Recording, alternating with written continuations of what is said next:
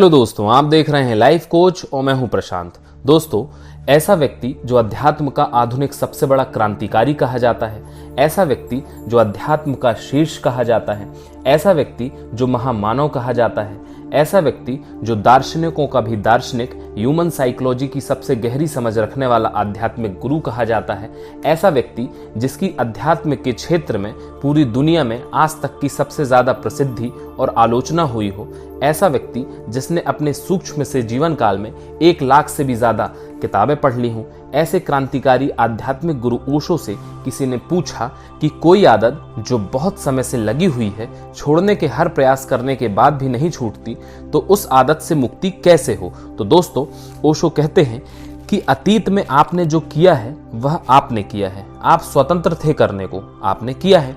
आपका एक हिस्सा जड़ हो गया है और परतंत्र हो गया है अथवा गुलाम हो गया है, लेकिन आपका एक हिस्सा अभी भी स्वतंत्र है। उसके विपरीत करने को आप मुक्त हैं, उसके विपरीत करके आप उसको खंडित कर सकते हैं, उससे भिन्न को करके आप उसे विनिष्ट कर सकते हैं, उससे श्रेष्ठ को करके आप उसको विसर्जित कर सकते हैं। मनुष्य के हाथ में है कि वह अतीत के सारे संस्कारों को भी धो डाले। एग्जाम्पल के लिए, आपने कल तक क्रोध किया था तो क्रोध करने को आप स्वतंत्र थे। निश्चित ही जो आदमी 20 वर्षों से रोज क्रोध करता रहा है वह क्रोध से बंध जाएगा। बंध जाने का मतलब यह है कि एक आदमी जिसने 20 साल से क्रोध किया है निरंतर, वह एक दिन सुबह सोकर उठता है और अपने बिस्तर के पास अपनी चप्पलें नहीं पाता। एक यह आदमी है और एक वह आदमी जिसने 20 सालों से क्रोध नहीं किया, वह भी सुबह उठता है और बिस्तर के पास अपनी चप्पलें नहीं पाता। किसमें इस बात से क्रोध के पैदा होने की संभावना अधिक है? उस आदमी में जिसने 20 साल से क्रोध किया है। क्रोध पैदा होगा ही, इस अर्थों में वह बंधा है, क्योंकि 20 साल की आदत तत्क्षण उसमें क्रोध पैदा कर देगी कि जो उसने चाहा था वह नहीं हुआ। इस अर्थों में वह बंधा है कि 20 साल का एक संस्कार उसे आज भी वैसे ही काम करने को प्रेरित करेगा कि करो जो तुमने निरंतर किया है। लेकिन क्या वह इतना बंधा है कि क्रोधित ना हो? इतना कोई भी नहीं बंधा है। अगर वह इसी वक्त सचेत हो जाए तो रुक सकता है और क्रोध को ना आने दे, यह उसकी संभावना है।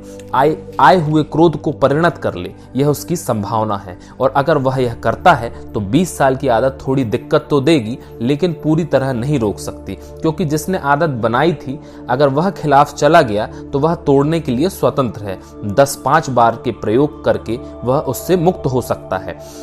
कर्म बांधते हैं लेकिन बांध ही नहीं लेते, कर्म जकड़ते हैं लेकिन जकड़ ही नहीं लेते।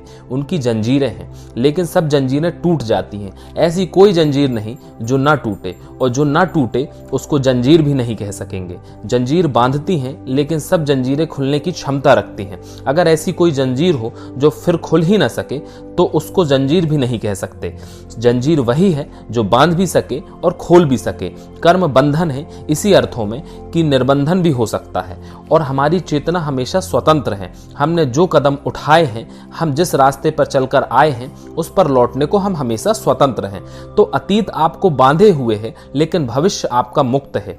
एक पैर बंधा है और एक पैर खुला है। अतीत का एक पैर बंधा हुआ है, भविष्य का एक पैर खुला हुआ है। आप चाहें तो इस भविष्य के पैर को भी उसी दिशा में उठा सकते हैं जिसमें आपने अतीत के पैर को बांधा है। आप बनते चले जाएंगे। आप चाहें तो इस भविष्य के पैर को अतीत की दिशा से विपरीत उठा सकते हैं। आप खुलते चले जाएंगे। यह आपके हाथ में है। उस स्थिति को हम मोक्ष कहते हैं, जहां दोनों पैर खुल जाएं, और उस स्थिति को हम परिपूर्ण निम्नतम नर्क कहेंगे, जहां दोनों पैर बंध जाएं।